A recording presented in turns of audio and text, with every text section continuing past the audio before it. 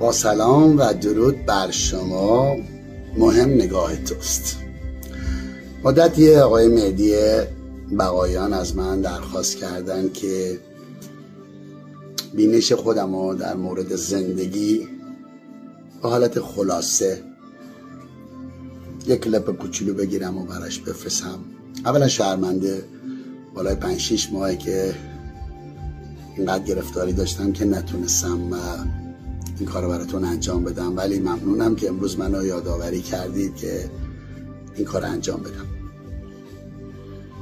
بینش من حمید معین از زندگی چیست؟ به عقیده من زندگی ما انسان‌ها روی این کره خاکی 1/100 ثانیه بیشتر نیست و در اون 1/100 ثانیه‌ای که هستیم باید حتی اکثر استفاده مفید تو اون 1/100 ثانیه داشته باشیم از زندگیمون.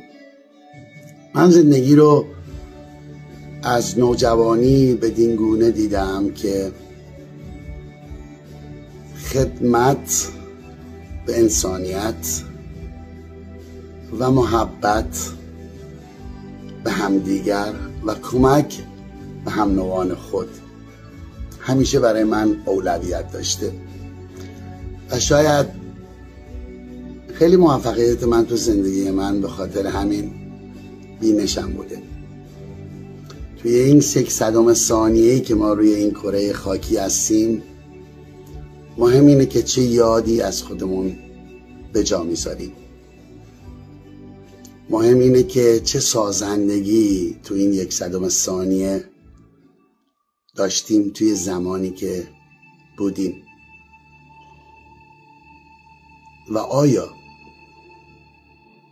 بعد از رفتن ما الگوی خوبی از خودمون به جا گذاشتیم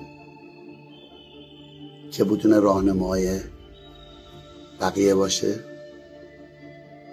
بله، این نگاه من بود از زندگی، آقای مهدی بقایان. و من همیشه میگم شیرن کازرون. درود بر شما.